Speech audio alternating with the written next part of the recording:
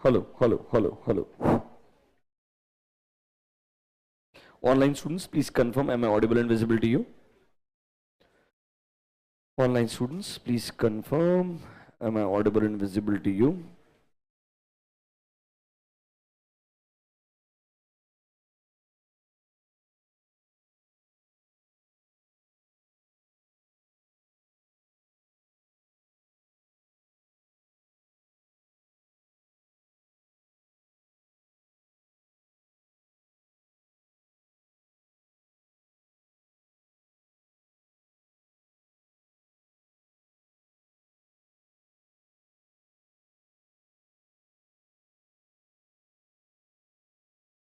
Okay, चलो, can we get started guys? Atul उसको पानी और कॉफी के लिए बोल देना, ठीक है ना?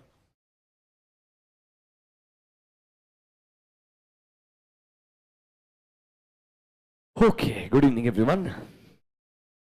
I know you guys are doing absolutely fine. Let's continue our discussion. Yes. कल हमने थोड़ा आपको एक ओवरव्यू दिया था that sir old and new syllabus में आपके लिए क्या क्या मेजर चेंजेस हैं and yesterday we started with S A called as SA 700. कुछ बचाव पार्ट डिस्कशन कंटिन्यू करेंगे and then will move to the next essay. चलिए 700 के अंदर हमने कल सबसे पहले क्या शुरू किया था, जस्ट 1 सेकेंड.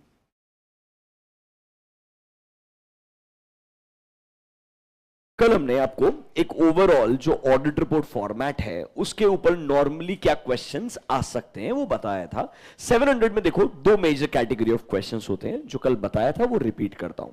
पहला क्वेश्चन आपके ऑडिट रिपोर्ट में जो ओपिनियन हेडिंग है उसमें क्या आता है, बेसिस फॉर ओपिनियन हेडिंग है उसमें क्या क्वेश्चन आ सकता है. मतलब you know normally your contents of audit report उन पे वो स्पेसिफिक क्वेश्चन फॉर्म कर सकता है, या वो आपसे पूछ सकता है नॉर्मली ऑडिट ओपिनियन कैसे फॉर्म किया जाएगा, इसके लिए आप क्या क्या इवैल्यूएशंस करेंगे. अगर आपको पता है कल लास्ट में वो जनरल इवैल्यूएशंस वाला क्वेश्चन बताया था. इसके अलावा आपसे पूछ सकता है नॉर्मली आप ओपिनियन फॉर्म करते वक्त कौन सा अश्योरेंस ऑब्टेन करते हैं. You would have heard of a word reasonable assurance चाहिए. We should obtain reasonable assurance and obviously ये अश्योरेंस के लिए हमें sufficient and appropriate audit evidence चाहिए होता है. तो उस तरीके से एक क्वेश्चन आ सकता है. आज थोड़ा सा ये जनरल कंटेंट डिस्कस करेंगे 700 में, फिर आपको बाद में एक इंटरेस्टिंग मीनिंग पढ़ाएंगे.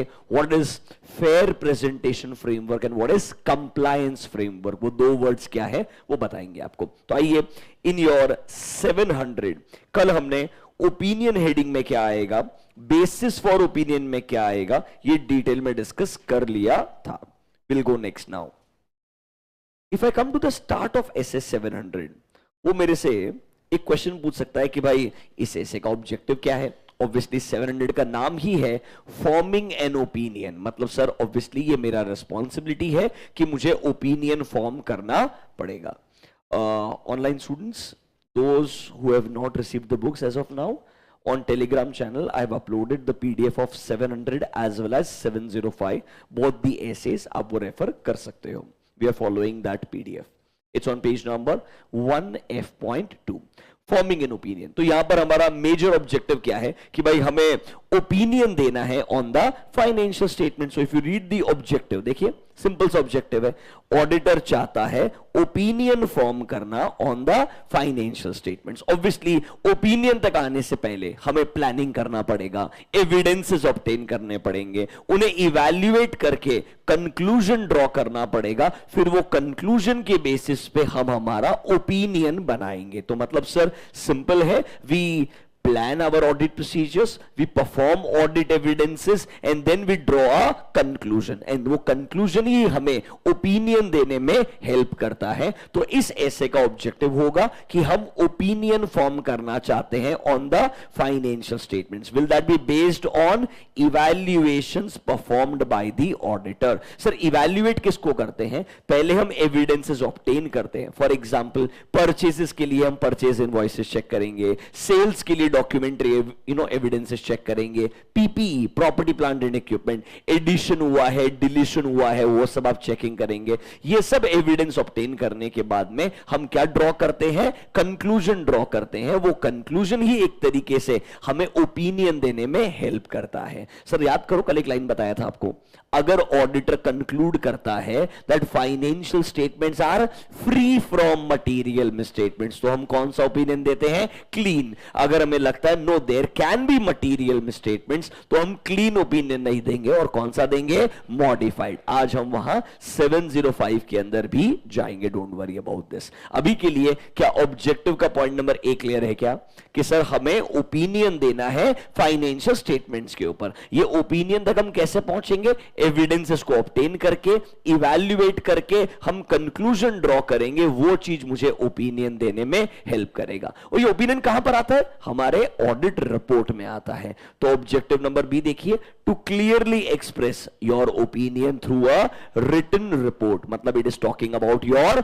Audit report. तो ओपिनियन देना है, वो भी हमारे रिपोर्ट के अंदर। अब देखो, इस पे डायरेक्टली ऑब्जेक्टिव पे 4 मार्क का क्वेश्चन हो ही नहीं सकता है। बेसिक ऑब्जेक्टिव 2 सिंपल से पॉइंट्स है। ये ऑब्जेक्टिव आपको क्यों आना चाहिए, इन पे एमसीक्यू बन सकता है, इन पे करेक्ट इनकरेक्ट आ सकता है, इसीलिए हमने थोड़े एसेस के ऑब्जेक्टिव्स को रीड करना चाहिए। That is just for your understanding part.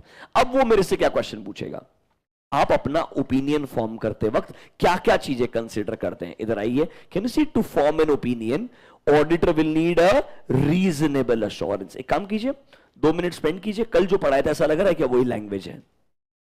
देखो, number 1, auditor shall form an opinion that whether financial statements are prepared as per applicable FRF। मतलब हमें क्या ऑब्टेन किया गया है, reasonable assurance that whether financial statements entirely are free from material misstatement. अगर वह material misstatement होते तो हम क्या बोलते हैं, यहां पर क्लीन ओपिनियन नहीं आ सकता है। कौन सा ओपिनियन आता, मॉडिफाइड। तो हम नॉर्मली ये चेक करते हैं कि भाई फाइनेंशियल स्टेटमेंट्स हमने एग्जामिन किए, फिर हमने कंक्लूड किया कि उनमें कुछ मटेरियल मिसस्टेटमेंट्स है या नहीं। If they are free from statements, that means I'm giving a clean opinion, otherwise I will give a modified। but obviously sir, same conclusion तक आने के लिए क्या मुझे audit evidences obtain करने पड़ेंगे, yes। read point number 3, हम conclusion तक कैसे आएंगे, sir we will first obtain sufficient and appropriate audit evidences। फिर क्या हमें देखना पड़ेगा, कुछ गलतियां मिल सकती है जो क्या रह सकती है, अनकरेक्टेड। देखो कैसा होता है, हम ऑडिट प्रोसीजर लगाते हैं, एविडेंसेस ऑब्टेन करते हैं, एंड ऑब्वियसली कुछ गलतियां मिलती है, एंड अगर हमें लगता है वो गलतियां क्या है, मटीरियल है। क्या है वो, मटीरियल है। हम डायरेक्टली मॉडिफिकेशन पे नहीं जाते, हम पहले मैनेजमेंट को अपॉर्चुनिटी देते हैं कम्युनिकेट करके कि क्या आप इन गलतियों को करेक्ट करना चाहेंगे। We should give them a reasonable opportunity to make corrections. If they make corrections, can I say अब वो गलतियां है ही नहीं, they are misstatements, if corrected they are no more a misstatement। Can I still give a clean opinion? Yes। गलतियां मिली और उन्होंने correct नहीं की तो हम क्या बोलेंगे, दे आर अनकरेक्टेड मिसस्टेटमेंट्स। अब अगर हमको लगता है जो अनकरेक्टेड मिसस्टेटमेंट्स है वो क्या है, मटीरियल है, तो क्या हम मॉडिफिकेशन दे सकते हैं, हाँ। This is your point number B. हमने देखना चाहिए कि जो भी गलतियां हैं, देखो whether uncorrected misstatements are still material. अगर हां तो हम ड्रॉ करेंगे कि भाई देयर आर मटीरियल मिसस्टेटमेंट्स जो मैनेजमेंट करेक्ट करने को तैयार नहीं है, तो हमने क्लीन ओपिनियन नहीं देना चाहिए। और कौन सा देना चाहिए, मॉडिफाइड देना चाहिए। तो नॉर्मली ये चीजें हमने कंसिडर करनी चाहिए to draw our conclusion. Simple शब्दों में आपने क्या सोचना है, sir as a auditor I need to perform my procedures, obtain evidences, evaluate them, then conclude। What do I conclude? Are there material misstatements or not? अगर गलतियां हैं तो पहले करेक्ट करने का ऑप्शन दो। If they are not corrected, can I say still the misstatements are material? Can I go towards 705? Yes, 705 is your modification जो हम अगला ऐसे पढ़ेंगे। यही प्रोसीजर लिखा है पूरा का पूरा, that you need to do all this to form an opinion। मतलब ओपिनियन तक आने से पहले आपने ये काम करना चाहिए। Is that clear to you? एकदम सिंपल सा चीज है, 700 में ये बात मुझे पता होनी चाहिए। वो बोल सकता है normally 700 requires that auditor should form an opinion, तो उसके around I should know how do I form an opinion, I should obtain evidences, I should evaluate them, I may find misstatements and then I arrive at my opinion. Is that clear to you? ये जरूर एक question आ सकता है जो मुझे पता होना चाहिए। What are we discussing? We are discussing 700. We're talking about the format of audit report. उसके अंदर हमने ओपिनियन तक आने के लिए कुछ जनरल चीजें देखनी चाहिए। Can I go next? बाकी कल आपको पढ़ाया था what is modified opinion and unmodified. Already कल डिस्कशन हुआ था। कल हम फिर ऑडिट रिपोर्ट के फॉर्मेट में जा चुके थे, बराबर है। अब इस फॉर्मेट में कल मैंने आपको एक लिस्ट ऑफ क्वेश्चंस बनाया। एक क्वेश्चन आ सकता है ऑडिटर के ओपिनियन हेडिंग पे। कहां पर क्वेश्चन आ सकता है? ऑडिटर के ओपिनियन के हेडिंग के ऊपर। There can be a question on basis for opinion, कल बताया था ये भी आपको, बराबर है। गोइंग कंसर्न पे क्वेश्चन यहां पर नहीं आएगा, वो 570 में अलग से पूछेंगे। कैम के ऊपर क्वेश्चन 701 में अलग से आएगा। मतलब यहां पर आपको इस ऐसे में उनके बारे में सोचने की जरूरत नहीं है। फिर अलग एक क्वेश्चन आ सकता है रेस्पॉन्सिबिलिटीज फॉर फाइनेंशियल स्टेटमेंट। ये बात कर रहा है मैनेजमेंट की रेस्पॉन्सिबिलिटी का। क्या बात कर रहा है? मैनेजमेंट की रेस्पॉन्सिबिलिटी का। ये जरूर मेरे लिए एक क्वेश्चन बन सकता है। This can still be a question जो हम डिस्कस करेंगे। ऑडिटर की रेस्पॉन्सिबिलिटी इंपॉर्टेंट है, बट मैंने आपको कल भी बताया था, आपको बाकी एसेस पढ़ाएंगे, उनका समरी आपको यहां पर मिल जाएगा। अभी उसका डिस्कशन करके फायदा नहीं होगा। फिर रेस्पॉन्सिबिलिटीज के रिगार्डिंग लोकेशन के ऊपर है, तो ये दोनों चीजें साथ में डिस्कस होगी, नॉट नाउ। अभी एक क्वेश्चन जो आपको बताएंगे that is signature of the auditor. क्या बताएंगे? Signature of the auditor. तो अब हम डिस्कस करेंगे मैनेजमेंट की responsibilities and signature of the auditor, ताकि हमारा ऑडिट रिपोर्ट का एलिमेंट्स का मेजर पार्ट कवर हो जाएगा। एक बार रिवाइज करवा देते हैं आपको। सबसे पहला था टाइटल, आपको याद है टाइटल? Independent auditors report. उसके बाद में कैन सी एड्रेसी, रिपोर्ट किसको एड्रेस की जा रही है? To the members. याद आया आपको? Next number 3 can see word auditor's opinion, मतलब ये ओपिनियन सेक्शन का बात कर रहा है क्या? याद है कल बताया था there is a introductory paragraph and then there is a opinion paragraph. You remember this question yesterday we talked? Yes और नो? इसके बाद में can see heading basis for opinion. याद है इसमें 4 चीजें आएगी। We conducted our audit in accordance with SAs, we are independent and ethical, we have complied with all ethical requirements, we have obtained sufficient and appropriate audit evidence to base our opinion. याद है क्या कल पढ़ाया था आपको? And आपको हमारी ज्यादा डिटेल्ड रिस्पॉन्सिबिलिटी जाननी है तो आपको एक हेडिंग में जाना पड़ेगा that is called as auditor's responsibility section. वहां पर आपको डिटेल मिलेगी। और अगर मॉडिफाइड ओपिनियन होता तो ये सब तो आएगा ही आएगा। क्या रीजन फॉर मॉडिफिकेशन भी आएगा? यस, कल आपको लास्ट में बताया था। Are you able to recall that? So we done with all this. ये पूरा डिस्कशन हो गया है। गोइंग कंसर्न कैम अभी नहीं बता रहा हूं, उनके लिए स्पेसिफिक एसेस है, 570 में पढ़ेंगे एंड 701 में पढ़ेंगे। They both will come in respective SAs. अब देखिए अगला part, can you see a word management responsibilities. देखो बच्चों, ये चीज भी ना एक्चुअली में 210 में आती है। कहां पर आती है? 210 is your engagement letter. 210 is your engagement letter, मतलब डिटेल में वहां पर आएगा, फिर भी आपको एक ओवरव्यू देते हैं। सुनिएगा, What is the responsibility of management? Simple शब्दों में, who is responsible to prepare financial statements? Management. So management का major responsibility क्या है? Financial statements को बराबर से बनाना and present करना. How will they prepare financial statement? As per applicable FRF. What is applicable FRF? AS or Ind AS plus your Schedule 3. ये responsibility किसका है? Management का है। एक बात बताइए, मुझे अगर बढ़िया से फाइनेंशियल स्टेटमेंट बनाना है एंड बिजनेस को रन करना है, क्या मुझे अच्छे इंटरनल कंट्रोल्स भी चाहिए? सोचिए ना, कंपनी में अगर परचेस प्रोसेस नहीं होगा, सेल्स प्रोसेस नहीं होगा, खर्चा इनकर करने का प्रोसेस नहीं होगा, तो डे टू डे ट्रांजैक्शन कैसे होंगे? कंट्रोल्स भी इक्वली इंपॉर्टेंट होते हैं। तो ये कंट्रोल्स को बढ़िया से डिजाइन करके इंप्लीमेंट करने का काम किसका है? मैनेजमेंट का। तो मैनेजमेंट की 2 रिस्पॉन्सिबिलिटी हो गए। पहला, to prepare and present financial statements. Number 2, अच्छे कंट्रोल्स को लगाओ, दैट इज डिजाइन करो एंड उन्हें इंप्लीमेंट करो। ये रिस्पॉन्सिबिलिटी किसका हो गया? मैनेजमेंट का हो गया। अच्छा एक बात बताओ, कंपनी में गोइंग कंसर्न प्रॉब्लम है या नहीं है, ये कौन सोचता है? पहले मैनेजमेंट सोचता है। देखो, who runs the business? Companies management. So on a daily basis उन्हें पता होगा ना मेरे बिजनेस में क्या चैलेंजेस हैं, क्या प्रॉब्लम्स हैं। इसीलिए गोइंग कंसर्न का एक ऐसे पढ़ाएंगे, वहां पर ऑडिटर को ये भी बोला है पहले आप मैनेजमेंट से पूछिए कि भाई एज अ मैनेजमेंट आपने कंपनी का गोइंग कंसर्न असेसमेंट किया है क्या? मतलब क्या है? हम जो बिजनेस चला रहे हैं डे टू डे बेसिस में, क्या कोई ऐसे प्रॉब्लम्स आ रहे हैं क्या जिसकी वजह से मुझे लगे कि शायद कंपनी के गोइंग कंसर्न में क्या आ सकते हैं, इश्यूज आ सकते हैं। एग्जांपल देखिए, think about companies around you. Jet Airways एक एयरलाइन, नाम सुना है? ऑलमोस्ट लैंड हो चुका है, वापस टेक ऑफ नहीं हुआ है। मतलब क्या ना, इसे बिजनेस के ऑपरेशंस बंद हो गए हैं। गोइंग कंसर्न प्रॉब्लम हो सकता है कि प्रॉब्लम है। स्पाइस जेट अभी तक उड़ रहा है, बट फाइनेंशियल पोजीशन बुरी होती जा रही है वापस से। अगर वापस से पैसा रेस करना इजीली पॉसिबल नहीं हुआ, हालांकि रिसेंट टाइम में एक न्यूज आया, बॉम्बे का एक कपल ने उनको पैसा इन्वेस्ट करने के लिए अग्री कर लिया है।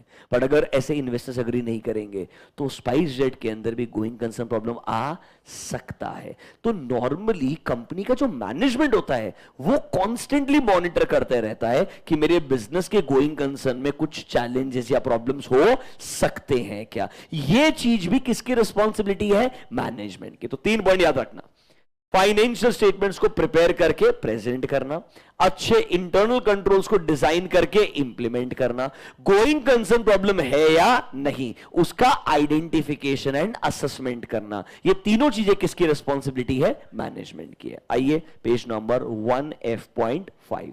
आज मैं आपको कुछ एग्जाम के क्वेश्चंस भी दिखाऊंगा।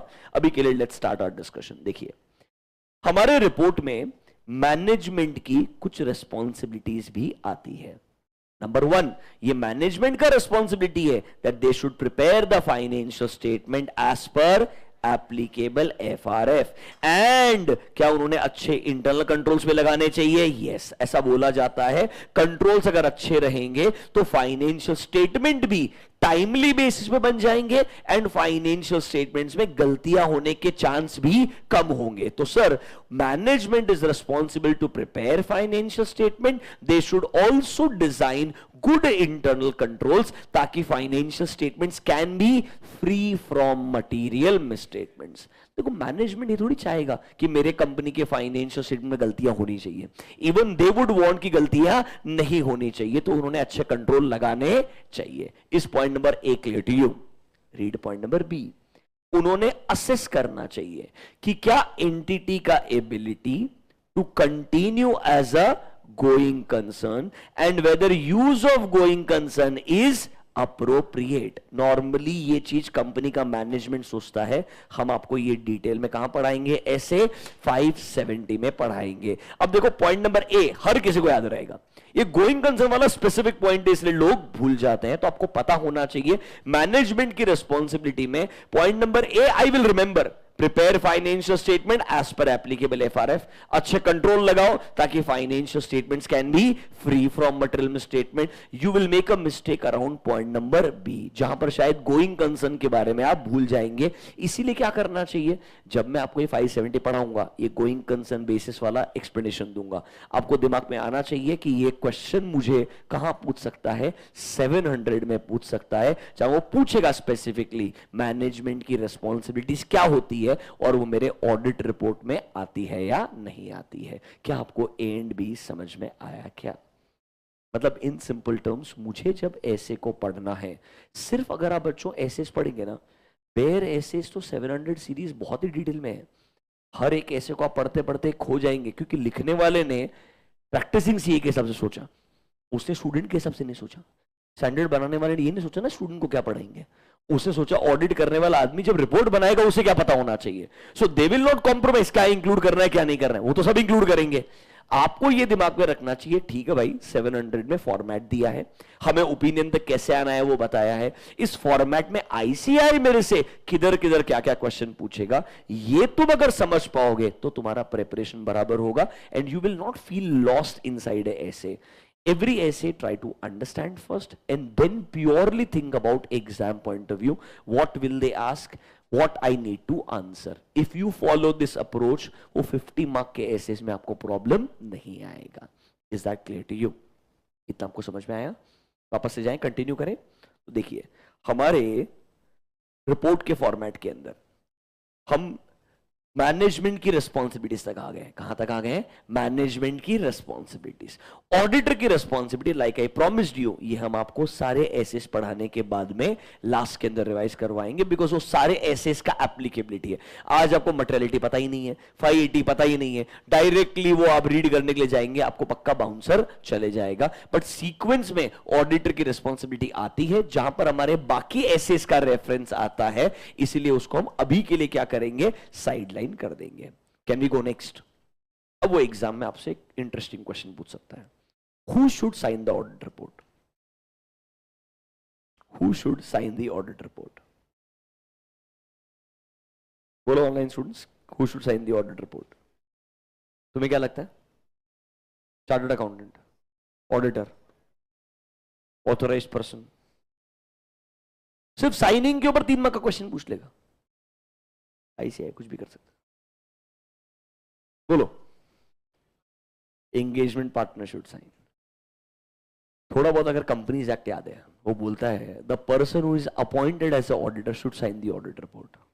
लॉ बोलता है the person who is appointed as a auditor should sign the audit report. Now who is appointed as a auditor? It can be either individual और a firm. It can be either individual और a firm. Firm के behalf पे कौन sign करेगा? कोई ना कोई partner sign करेगा, but that partner should be a chartered accountant holding a COP. तो कैन आई से जब सिग्नेचर आएगा तो अगर फर्म है उस केस में फर्म का नाम भी आएगा, फर्म का रजिस्ट्रेशन नंबर आएगा, पार्टनर का साइन आएगा, पार्टनर का मेंबरशिप नंबर आएगा. All these details should come along with your signature. तो आपसे जब वो ऐसा क्वेश्चन पूछता है ना, दे वांट मोर डिटेल. सिर्फ 1 लाइन आंसर नहीं होना चाहिए. प्रॉब्लम क्या, आप वो एक 1 लाइन लिख के कंप्लीट कर देते हो, बट आपको देखना चाहिए क्या वो मुझसे 3 मार्क का क्वेश्चन पूछने का ट्राई कर रहा है क्या. That signature of the auditor can also become a specific question. आइए, in your modules come to page number 1F.7 आपको एक पॉइंट नंबर 11 मिलेगा. देखिए, the auditor's report shall be signed and it is signed by the auditor. When I say auditor मतलब जिसको हमने appoint किया है. कैन आई से वो अगर एक इंडिविजुअल इंसान हो तो उसका फर्म पर्सनल नाम पे आएगा क्या? हाँ. In case of a firm, देखिए, if the firm is appointed as a auditor it should be signed in the personal name of auditor and in the name of audit firm. मतलब firm का नाम, firm का registration number, partner का नाम, partner का membership number, सब कुछ आना चाहिए. देखिए, the partner signing the report also needs to mention their membership number given by ICAI. In case of a firm, firm का रजिस्ट्रेशन नंबर भी आपको इंक्लूड करना पड़ेगा. अब देखो, ये अगर आप एक बार सुन लो, एक बार रीड कर लो तो आपको याद रहेगा. So you should prepare in such a manner that आप जनरल, ओके साइन किसने करना चाहिए? ऑडिटर ने करना चाहिए. इसके बेस पे आपको मार्क्स नहीं मिल सकता है. यार वापस एक चीज सोचिए ना, बार बार मैं ये बात बोलता हूं, think about it. People who actually sign on the audit reports charge a huge amount of money. आप RIL का ऑडिट रिपोर्ट देखेंगे तो RIL के एनुअल रिपोर्ट में आपको X करोड़ का ऑडिट फीस दिखेगा. TCS केस में X करोड़ का audit fees. I am talking about 5 crore, 10 crore, 20 crore for signing the audit reports. Don't you think it's about the extent of technical knowledge how much you have? मतलब ऐसा नहीं है कि आपको सिर्फ साइन करने के लिटरली पैसे मिल रहे हैं. इट्स अबाउट आप उस बिजनेस में कितना रिस्क ले रहे हैं, उसे कैसे चेक कर रहे हैं, आपका रिस्पॉन्सिबिलिटी कैसे फुलफिल कर रहे हैं, उसके बेस पे डिटरमाइन किया जा रहा है कि आपको एक्चुअली में ओवरऑल इसके लिए कॉम्पनसेशन कितना मिलना चाहिए. इसीलिए बोल रहा हूं, सिर्फ जनरल अप्रोच फॉलो मत करो हर बार कि भाई ऑडिट रिपोर्ट ऑडिटर साइन करेगा. सोचो, इसके अराउंड लॉ कुछ बोलता है क्या? इसके अराउंड कोई और गाइडलाइन हो सकती है क्या? स्टैंडर्ड में कुछ इसके बारे में बोला जा सकता है क्या? लॉ सिंपल बोलता है, जिसको आपने अपॉइंट किया उसने साइन करना चाहिए. अब मुझे एक बात बताओ, do you appoint the partner as a auditor और firm as auditor? As per law, do you appoint partner as a auditor और firm as auditor? You appoint firm as a auditor. तो can I say partner can be anyone? क्या ऐसा हो सकता है? ए partner ने पूरा ऑडिट किया बट बी ने ऑडिट रिपोर्ट साइन कर दिया.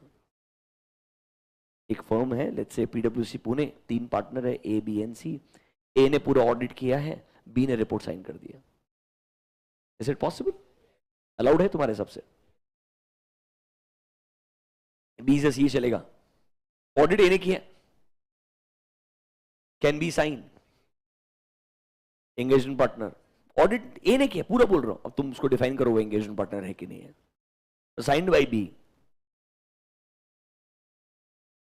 मेमोरेंडम ऑफ अंडरस्टैंडिंग साइन कर, बी साइन कर सकता है, कोई दिक्कत वाला बात नहीं है, बट दोनों पार्टनर्स के बीच में एमओयू होना चाहिए, that is called as memorandum of understanding.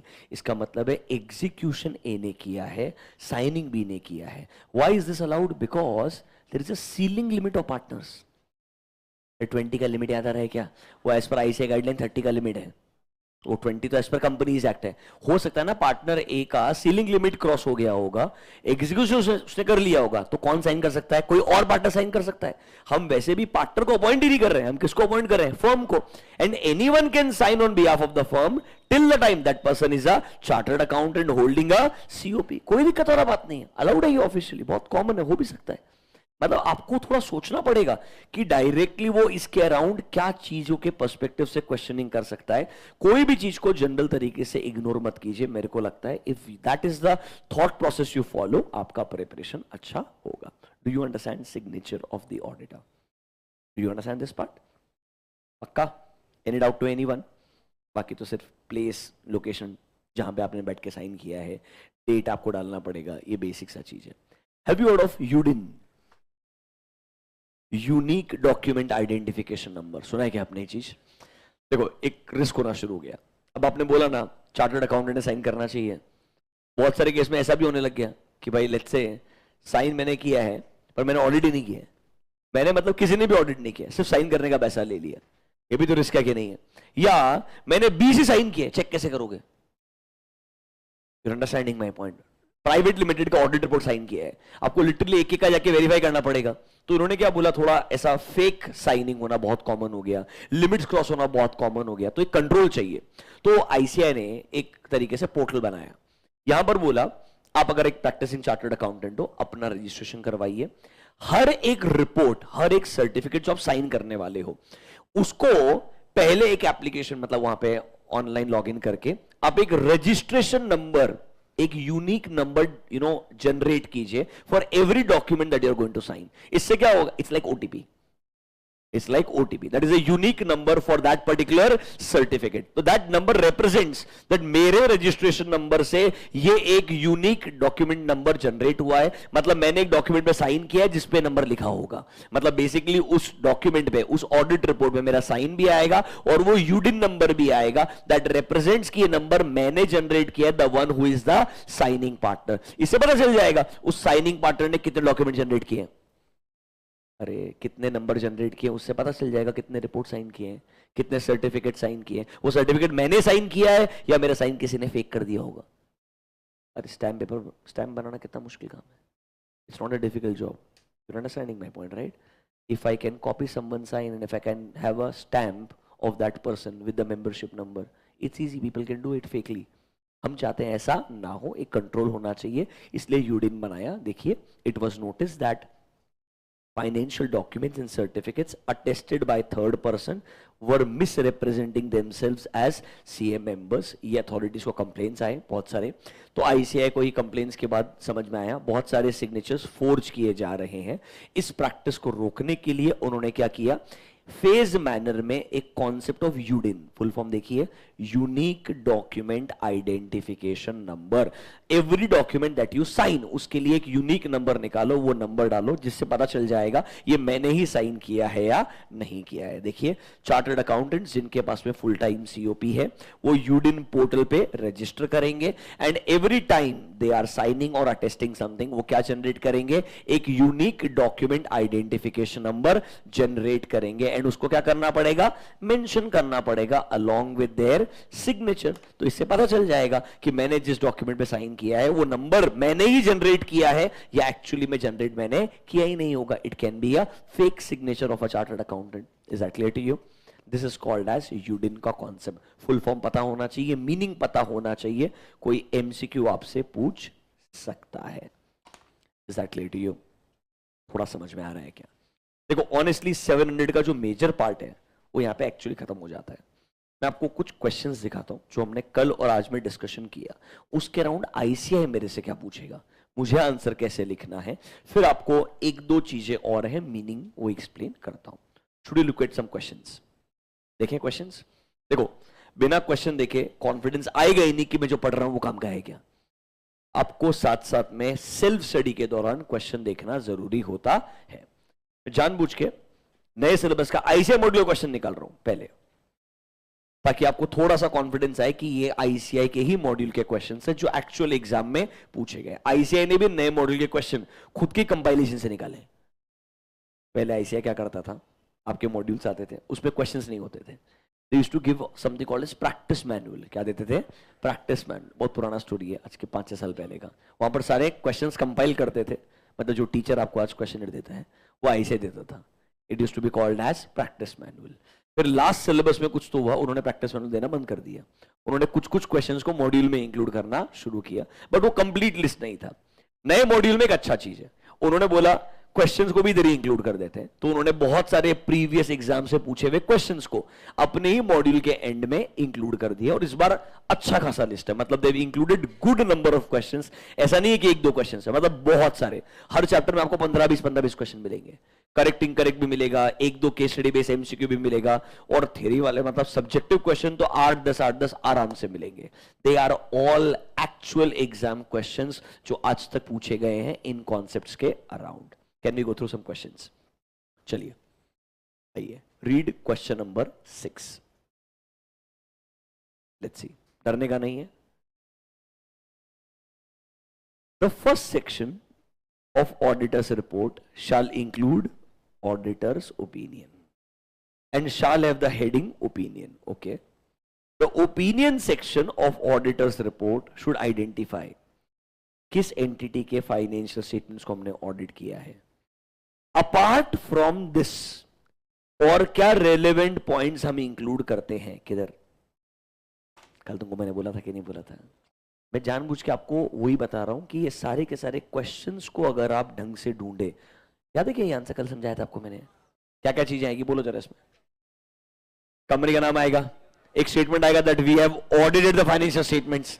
Financial statement में क्या क्या है वो सब देना पड़ेगा। नोट्स टू अकाउंट्स भी कवर किया वो बताना पड़ेगा। पीरियड कौन सा कवर्ड है बताना पड़ेगा। एंड फिर एक्चुअल ओपिनियन भी आएगा ना। You want to see the answer?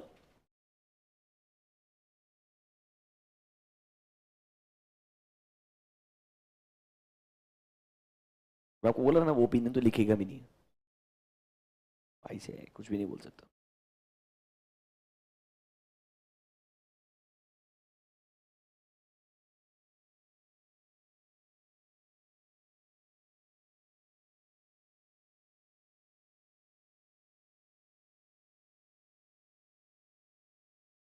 बोलो, ठीक लग रहा है क्या? और देखेंगे कुछ questions. Look at the next one, question number 8।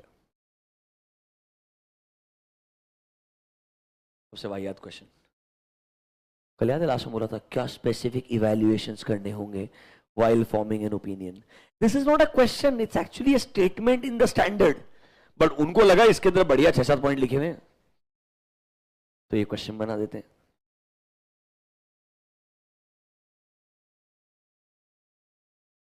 पढ़ के देखो जरा, कल बताया था क्या ये? अरे वो नोट्स के अंदर वैसे ही लिखा हुआ है, जानबूझ करके आइडेंटिफिकेशन ही वैसे किया है। That should be the approach. पढ़ के देखो एक बार आंसर, कल बताया था क्या? ये हमारे इधर नोटबुक में मॉड्यूल में रहेगा, नोट नंबर 2 मेरे हिसाब से। This will be note number 2 in our module. ये देखो, specific evaluation by the auditor. Rather best बोलता हूं, ये हेडिंग भी हम बनाते हैं आईसीए को क्वेश्चन को देख के, ताकि मैच होना चाहिए बच्चे के लिए। कुछ नहीं, ऐसे के अंदर लास्ट में एक एक्सप्लेनेशन में लिखा हुआ था, उनको लगा 5-6 बढ़िया पॉइंट है पूछ लेते हैं, या फाइनल में भी पूछा है, ऐसा भी नहीं सिर्फ इंटर में है, कुछ भी करते हैं। आपको प्रिपेयर करते वक्त बहुत ख्याल रखने की जरूरत है। You should think purely after understanding everything, what will they ask, what should I right. तुम अगर इस अप्रोच को फॉलो नहीं करोगे तो पेपर में कुछ समझ ही नहीं आएगा, पता ही नहीं चलेगा पेपर में पूछना क्या चाहता है, एमसीक्यू और करेक्ट इनकरेक्ट छोड़ के। You understand this? Online students ठीक लग रहा है क्या? वो लगता है क्या ऑनलाइन स्टूडेंट सुनता है? तुमको लगता है क्या सुनता है? तो सीरियसली तुम बोल रहे हो तो होगा. Can we go next? रशी अनदर क्वेश्चन. स्पेसिफिक वैल्यूएशन हो गया. Read this one. ये पक्का बाउंसर जाएगा.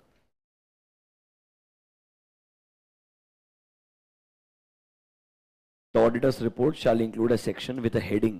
क्या नाम है? Responsibilities of management for financial statement. अच्छा आगे देखो. ऐसे 200 सडनली वहां से वो स्टेटमेंट है आगे चले गया. Explains the premise मतलब assumption relating to the responsibilities of management and where appropriate TCWG जिसके बेसिस पे ऑडिट कंडक्ट किया जाता है. एक्सप्लेन. क्या एक्सप्लेन करना है? 200 एक्सप्लेन करना है या ऑडिट रिपोर्ट एक्सप्लेन करना है? फर्स्ट क्वेश्चन है. क्या एक्सप्लेन करना है? 200 एक्सप्लेन करना है या मैनेजमेंट का रिस्पॉन्सिबिलिटी एक्सप्लेन करना है? सिर्फ मैनेजमेंट का रिस्पॉन्सिबिलिटी एक्सप्लेन करना है. सुनो, क्यों ढंग से सुनना मेरा वापस क्वेश्चन नाउ. अभी मेरे तरीके से सुनना. ऑडिटर की रिपोर्ट में एक सेक्शन आएगा जिसका नाम है responsibilities of management for financial statement. Okay, ये सेक्शन आता है.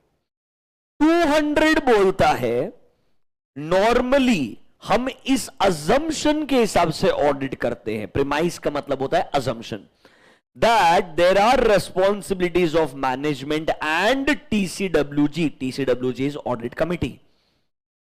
हम इस अजम्पशन पे ऑडिट करते हैं. वो अजम्पशन है मैनेजमेंट का रेस्पॉन्सिबिलिटी. दोनों तरीके से मैनेजमेंट का रेस्पॉन्सिबिलिटी पूछ रहे हैं. एंड 200 में मैनेजमेंट का रेस्पॉन्सिबिलिटी लिखा ही नहीं है. 200 आना चाहिए. प्रॉब्लम पता है क्या है? 200 सिलेबस में नहीं है. 200 सिलेबस में है ही नहीं. सिलेबस में एक ही कॉन्सेप्ट है, इनहेरेंट लिमिटेशंस ऑफ ऑडिट. बच्चा 200 पढ़ने के लिए क्यों जाएगा? और क्वेश्चन में आ सकता है कि हाँ आ सकता है, क्योंकि ये सेंटेंस बेयर ऐसे में ऐसा है. ये सेंटेंस बेयर ऐसे में ऐसा है. आंसर देखना है क्या? गेस करना चाहोगे क्या? सेम चीज जो क्वेश्चन में था रिपीट कर दिया एज इट इज. यहां देखना, अभी जस्ट पढ़ा है they are responsible to prepare the financial statements. अच्छे कंट्रोल लगाने पड़ेंगे. अरे बराबर है क्या? एंटिटी का ability to continue as a going concern assess करना पड़ेगा एंड कमेंट करना पड़ेगा. अभी जस्ट पढ़ाया था मैनेजमेंट रिस्पॉन्सिबिलिटीज. जानबूझ के हमको परेशान कर रहे हो क्या सर? मैं जानबूझ के परेशान नहीं कर रहा हूं. I am telling you reporting is obviously one of the toughest series. कुछ स्ट्रेट फॉरवर्ड इजी वाले एसेस भी है. 210 पढ़ाएंगे, बहुत आसान क्वेश्चंस रहेंगे. फिर आपको 230 डॉक्यूमेंटेशन पढ़ाएंगे, इजी रहेगा. प्लानिंग भी इजी है कंपेरेटिवली. बट कुछ स्टैंडर्ड्स ऐसे हैं जहां पे क्वेश्चंस जेन्युइनली बहुत ट्रिकी होते हैं. Understanding what they want. अब एक बात सोचना बच्चों, पूरा 700 आता है, मेरे को क्वेश्चन में क्या ही समझ में नहीं है. उनके मॉड्यूल में क्वेश्चन है कि नहीं? Because they are not actually questions, they are statements. उन्होंने आगे लिख दिया comment. And our problem is we don't know what to comment. See, when they say comment, they don't want you to comment at all. They want you to write something relevant from the essay module, from the ICI module. कुछ ना कुछ relevant part लिखना पड़ेगा. आपको थोड़ा दिमाग लगाना पड़ेगा, ये पार्ट कहाँ से पिक किया होगा. इसीलिए अगर हर ऐसे को पढ़ते वक्त ही दिमाग में रखोगे, इधर मेरे से वैसा पूछेगा, इधर मेरे से वैसा पूछेगा, तो तुम्हारा अप्रोच बहुत क्लियर रहेगा. एंड ये obviously one of its question है. मतलब आपको सारे क्वेश्चन ऐसे नहीं मिलेंगे. ऑनेस्टली पेपर में ना एक डिविजन होता है. For example I am talking about only 56 marks. हाँ, 44 मार्क्स साइड में कर दो, 56 मार्क्स. उसमें से आपको एक 20 से 25 मार्क के क्वेश्चन ऐसे मिलेंगे ना जो एकदम डायरेक्ट होंगे. Read the question, you will understand ये क्वेश्चन ऐसा बोलना चाहता है. उसमें कोई कॉम्प्लिकेशन नहीं होगा. एग्जांपल, कारो 2020 किस कंपनी के लिए एप्लीकेबल नहीं है? इंटरनल ऑडिट किस कंपनी के लिए अप्लाई होता है? सेक्शन 138. कारो का क्लॉज नंबर 2 इन्वेंट्री क्या बोलता है? लिख दे. स्ट्रेट फॉरवर्ड, कुछ दिमाग लगाने का जरूरत नहीं है. 20 से 25 mark clear. Then there is going to be good 10 to 15 marks, ये आते हैं आपके चैप्टर से। वो चैप्टर्स में क्या होता है ना, स्टेटमेंट होते हैं, उस स्टेटमेंट के नीचे पॉइंट्स होते हैं। They are specific questions, they are specific question. I will help you to identify that. वो थोड़े चैलेंजिंग है, पर अगर आइडेंटिफाई कर लिए तो लिखना इजी हो जाएगा। उसमें ऐसा नहीं है, for example revenue should not be over stated, क्या चेक करोगे? अरे same invoice multiple time record नहीं होना चाहिए, सेल्स रिटर्न का बुकिंग बराबर होना चाहिए। मतलब उसके लिए स्पेसिफिक आंसर है जो दिमाग लगा के आप समझ सकते हो और लिख पाओगे। उसके लिए थोड़ी मेहनत करनी पड़ेगी। आखिरी 10-15 मार्क होता है जिसके लिए बहुत मेहनत करनी पड़ती है, वो ऐसा क्वेश्चन होता है जो वो एक कोई भी सिंपल स्टैंडर्ड में से ऐसा कॉम्प्लिकेटेड तरीके से ढूंढेगा और पूछेगा जहां तुझे स्ट्राइक ही नहीं होगा वो कौन से ऐसे पे क्वेश्चन पूछना चाहता है। सोचो वो पूछ रहा क्वेश्चन 700 पे है पर रेफरेंस 200 लिख रहा है। Are you understanding my point? This is sometimes, but they are very rare. Normally, they will not come from every essay. पर हमको ये वर्स्ट क्वेश्चंस भी पता होने चाहिए। अब देखो ना, यही क्वेश्चंस अगर आपके मॉड्यूल में दिए हैं, मतलब रिपीट हो सकता है ये। ओके, थोड़ा हमको ढूंढ के उसके लिए क्या करना पड़ेगा, मेहनत करना पड़ेगा। Is that clear to you? कुछ नहीं, अगर आपने इतना सोचा होता ना कि मेरे को भाई 200 तो आता नहीं है, मेरे को तो एक ही चीज आती है, what is the management responsibility. तूने अगर वो भी लिख दिया होगा तो भी तेरा काम हो जाएगा। आगे बढ़े क्या? Read question number 11। देखो क्या बोलते हैं। Auditors report shall include a section directly following the opinion section. मतलब ओपिनियन के बाद में कुछ तो आएगा। वो खुद हेडिंग बता रहा है क्या, कौन सा हेडिंग है? Basis for opinion. ये सेम सेंटेंस एमसीक्यू बन सकता है, जहां पे ये फिल इन द ब्लैंक्स होगा। अरे ऑडिट रिपोर्ट का फॉर्मेट आता है, सेम सेंटेंस एमसीक्यू भी बन सकता है। अभी समझ में आ रहा है क्या धीरे धीरे चीजें? सी वो ऐसे सेंटेंसेस से क्वेश्चन बनाता है। आगे देखो क्या बोलता है। Explain what is included in basis for opinion. कल ही बताया था, बेसिस फॉर ओपिनियन में 4 चीजें आएगी। Audit is conducted as per SAs, हमने sufficient and appropriate audit evidence लिया है, independence and ethical requirements comply किया है, ऑडिटर की रिस्पॉन्सिबिलिटी के लिए डिटेल में एक सेक्शन दिया है। थोड़ा समझ में आया क्या? This was your question number 11। Read the answer, straight forward, कोई ऐसे नंबर नहीं, कोई नाम नहीं है, डायरेक्टली इसके अंदर 4 चीजें आनी चाहिए। Audit was conducted as per SAs, reference कि हमारी डिटेल में रिस्पॉन्सिबिलिटी किधर मिलेगी, एक हेडिंग है सर, कौन सा? Auditors responsibility. एक स्टेटमेंट कि हम इंडिपेंडेंट हैं and we are complying with all ethical requirements. We believe, हमने जो ऑडिट एविडेंस ऑब्टेन किया है वो क्या है? सफिशिएंट एंड अप्रोप्रिएट है। खत्म। नो ऐसे number, nothing, it's not required. Genuinely याद करने का जरूरत भी नहीं, कॉन्सेप्ट पता होना चाहिए, वो लिखोगे, दैट्स इट। मतलब आधे खुद के आंसर में ऐसे नंबर नहीं उनके। You understanding this? पक्का? थोड़ा 700 समझा क्या? थोड़ा बहुत? Feeling little bit comfortable now? Confirm? आप नोटिस कीजिए, we have hardly devoted 1.5 hour. पहला ऐसे था, बाउंसर लिया डायरेक्टली मैंने। सर आपने अच्छे से चैप्टर 1 से शुरू करना चाहिए, डेफिनेशन ऑफ ऑडिट से। It would have been wiser and easier, I understand that, but बहुत सारी चीज़ें उसमें वेस्ट ऑफ टाइम है। मेरे को लगता है मेजॉरिटी बच्चों को पता होगी डेफिनेशन ऑफ ऑडिट वगैरह, and they don't even ask that. And this is not a regular batch where I should start with financial statement. क्या होता है, आई एम अज्यूमिंग उतना आपको आता है। अप्रोच ठीक लग रहा है? आगे बढ़े। चलो, एक कॉन्सेप्ट है, बता देते हैं। उस पर मेरे को आज तक क्वेश्चन देखने को मिला नहीं है इंटर में। मेरा प्रेडिक्शन है कभी ना कभी क्वेश्चन जरूर आएगा। This is still not part of your normal questions का लिस्ट। What is this concept? आइए, before we go to the next ऐसे, एक कॉन्सेप्ट पढ़ाते हैं आपको। In your modules, it's on page number 1F.11, you see a note number 4। मैं जो जानबूझ के नोट्स बनाता हूं ना, ये सब आईसीआई के स्पेसिफिक क्वेश्चंस है। मेरे को मालूम है उनको ये क्वेश्चंस अलग अलग निकाल के पूछना पसंद है, इसलिए मैं मस्त नोट डालते रहता हूं उनको। You get my point? तो आपने प्रिपरेशन करते वक्त थोड़ा ज्यादा फोकस करना चाहिए। डेफिनेशन आइए, यहां पर आपको एक वर्ड मिलेगा, this is called as fair presentation framework and one is called as compliance framework. आपको दोनों का एक ओवरव्यू देता हूं, सुनिएगा।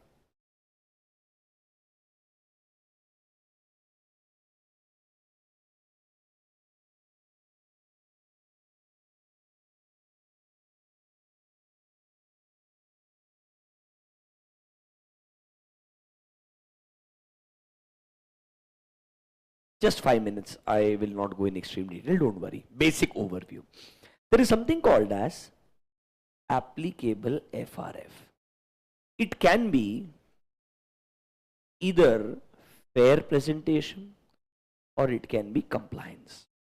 Applicable FRF मतलब क्या हमारे लिए नॉर्मली याद है क्या, AS और IND AS plus schedule 3, yes और नो?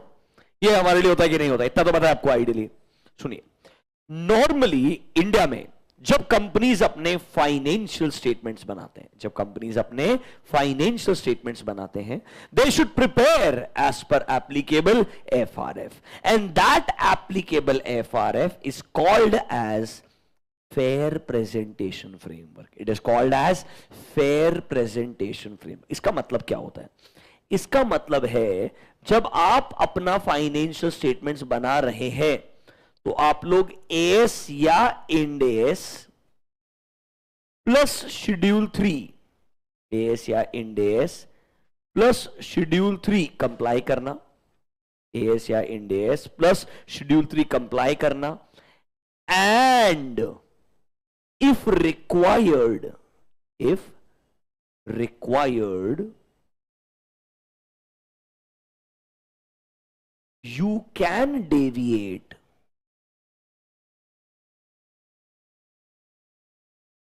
from FRF.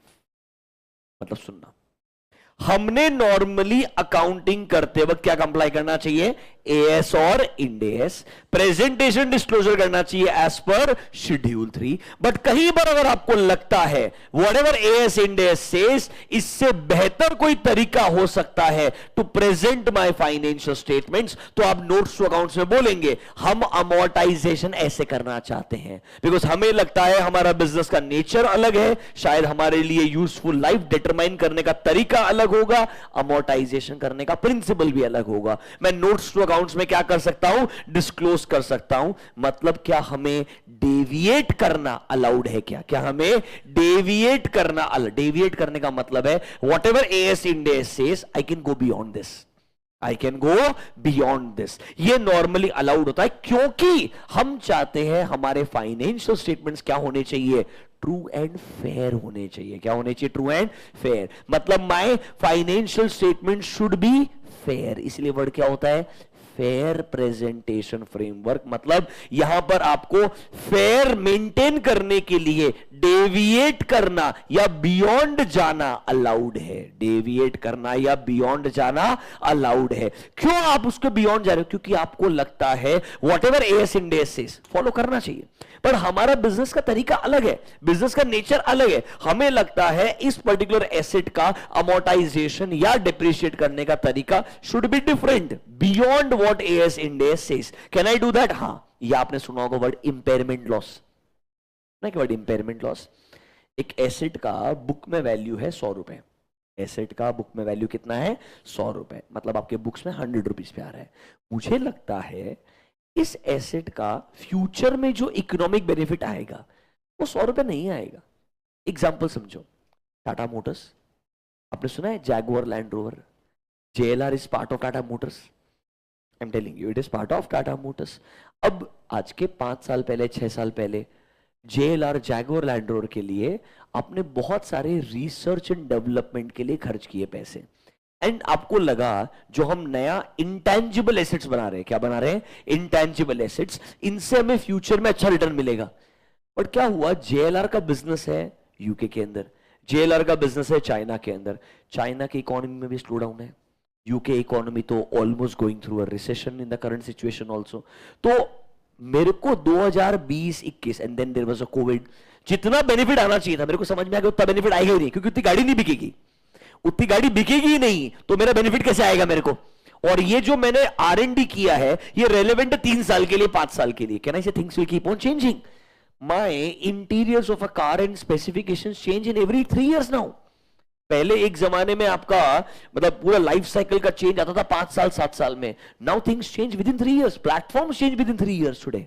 तो कैन आई से मैंने जो इंटेंजिबल एसेट बना लिया, मेरे बुक में वैल्यू 100 रुपए, पर मेरे को समझ में आया आज अगर मैं सोचूं तो 100 रुपए का बेनिफिट आएगा ही नहीं मेरे को.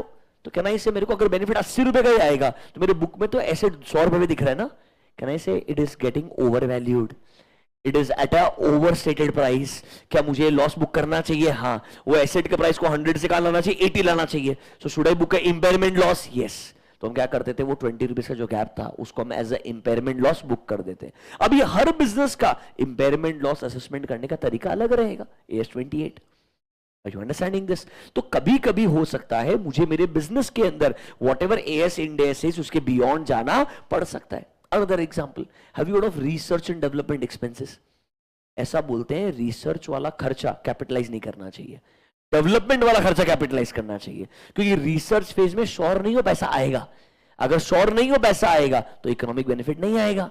तो क्या ट्रीट करो उसको? As a revenue expenditure. क्या ट्रीट करो उसे? As a revenue expenditure. But let's say मेरे को ऐसा बिजनेस लगता है जहां पर रिसर्च भी इतना सॉलिड है, मेरे को लगता है कि हम 100% इसके थ्रू इकोनॉमिक बेनिफिट जनरेट कर पाएंगे। I want to capitalize my research expenditure. Am I going beyond the AS? Yes. Can I make a disclosure in notes to accounts? हाँ, ये आपको अलाउड है, इसीलिए आपका फ्रेमवर्क क्या कहलाएगा? फेयर प्रेजेंटेशन फ्रेमवर्क कहलाएगा। क्या कहलाएगा? Fair presentation framework. Compliance framework में वो बोलता है ये करना पड़ेगा, but this is not allowed. मतलब डेविएट करना अलाउड नहीं है। आपको जो बोला है एज इट इज फॉलो करना पड़ेगा। You are not allowed to deviate. तो इसमें वर्ड फेयर आता है, उसमें वर्ड फेयर नहीं आता है। उसमें बोलते हैं compliance, you have to comply this as it is. क्या आपको डिफरेंस समझ में आया क्या? Should I give you the example of compliance framework? In India for every company we follow fair presentation framework, क्योंकि आपको डेविएट करना अलाउड होता है। Should I give you the example of compliance framework now? Compliance का example दूं? Same example ले लीजिए, सुनिए। टाटा मोटर्स,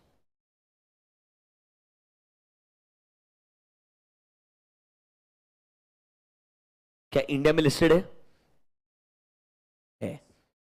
क्या वो इंडिया में accounting as per Indian GAAP करेगा? क्या वो इंडिया में accounting as per Indian GAAP करेगा? अब अज्यूम करो JLR based out of UK, based out of UK, let's say they follow IFRS। क्या फॉलो करते हैं? IFRS, international financial reporting system. India का गैप कहलाता है इंडियन गैप, यूएस का गैप कहलाएगा यूएस गैप। एक और ग्लोबल गैप होता है that is called as IFRS। Let's say वो लोग IFRS फॉलो करते हैं।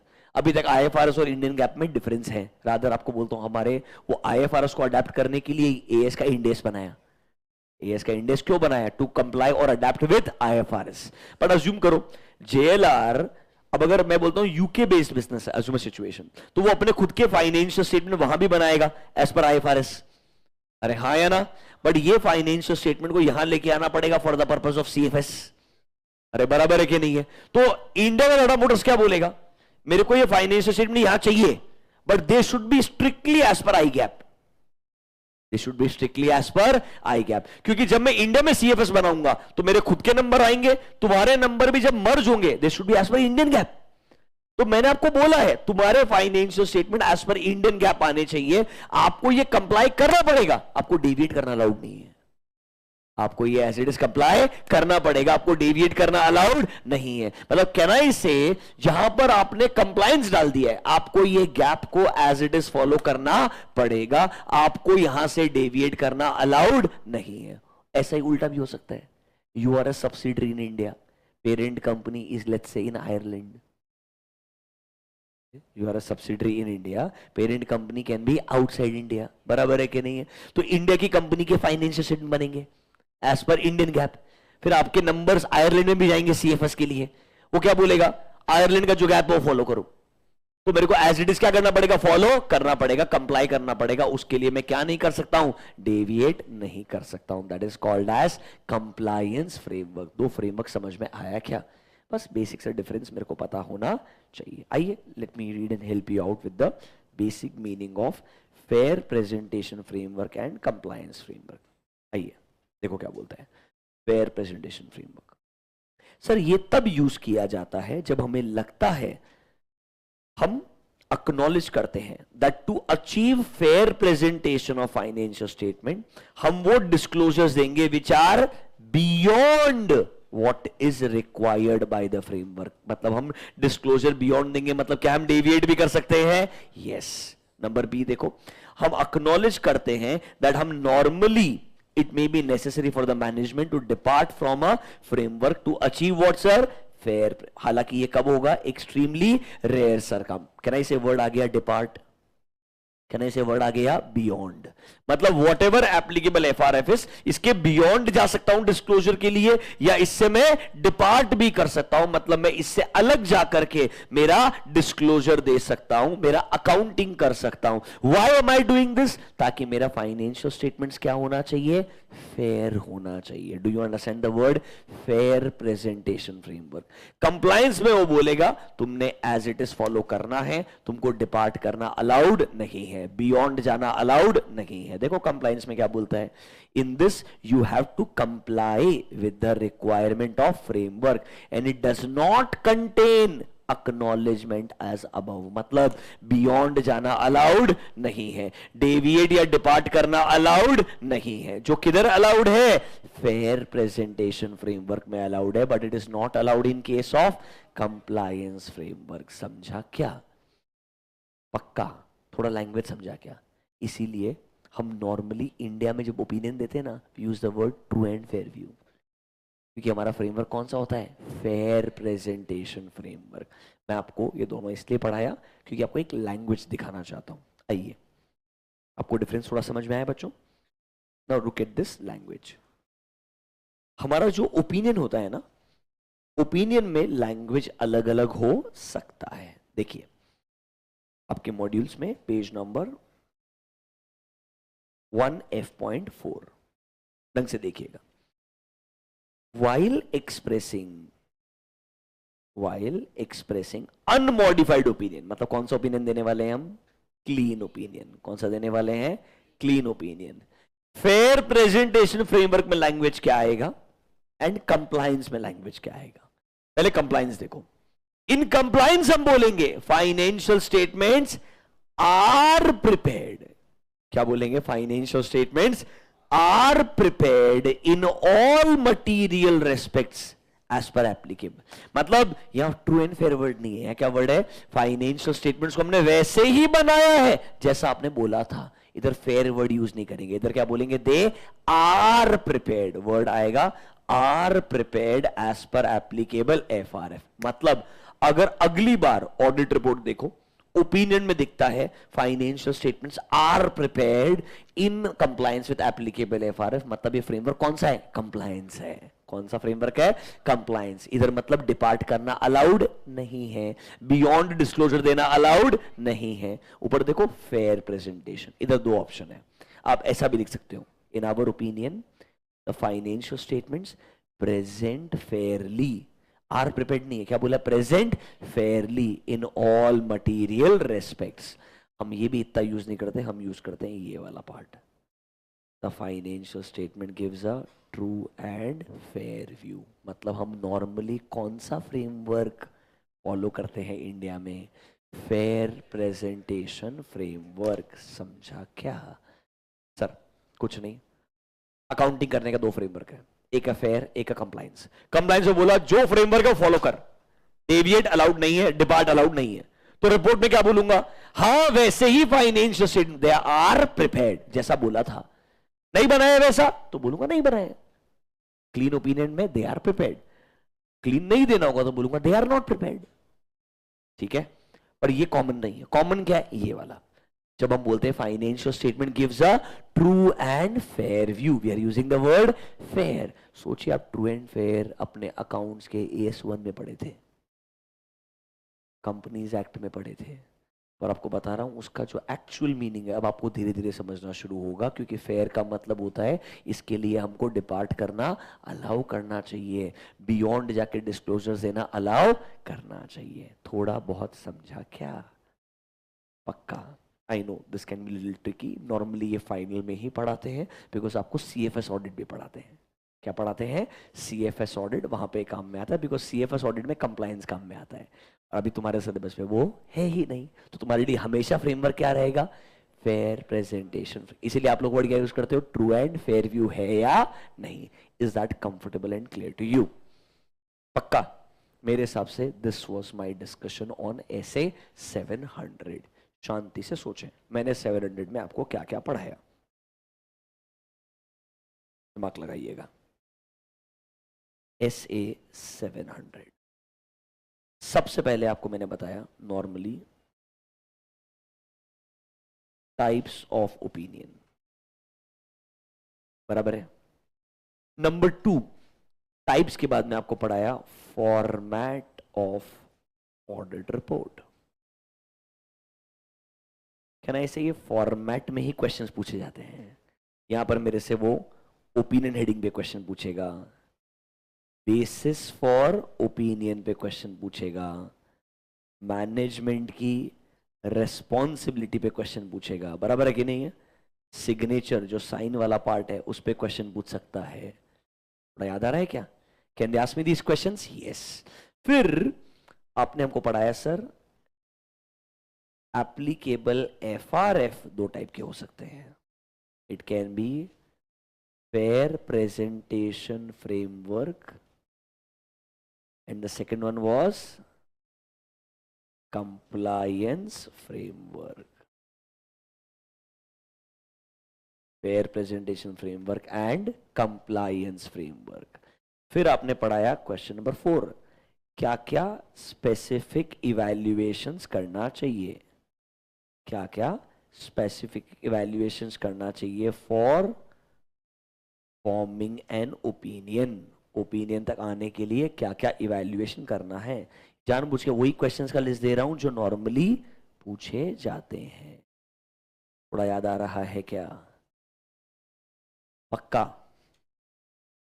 टाइप्स ऑफ ओपिनियन, फॉर्मेट के रिलेटेड 4 क्वेश्चंस हो सकते हैं। ओपिनियन हेडिंग में क्या आएगा, बेसिस फॉर ओपिनियन में क्या आएगा, मैनेजमेंट रिस्पॉन्सिबिलिटी में क्या क्या रिस्पॉन्सिबिलिटीज होती है, सिग्नेचर के रिगार्डिंग कौन साइन कर रहा है, फर्म का रजिस्ट्रेशन नंबर आएगा, मेंबरशिप नंबर आएगा।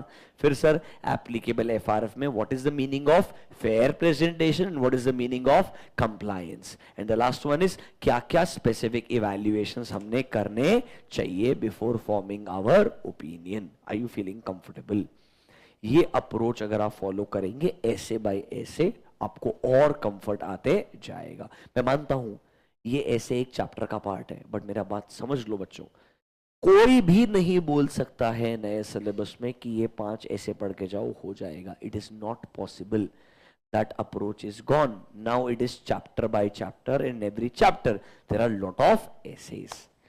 आगे बढ़े क्या? Can we go next?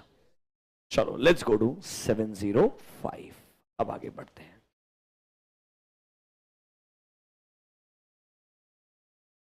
Online students, are you feeling comfortable with 700 now?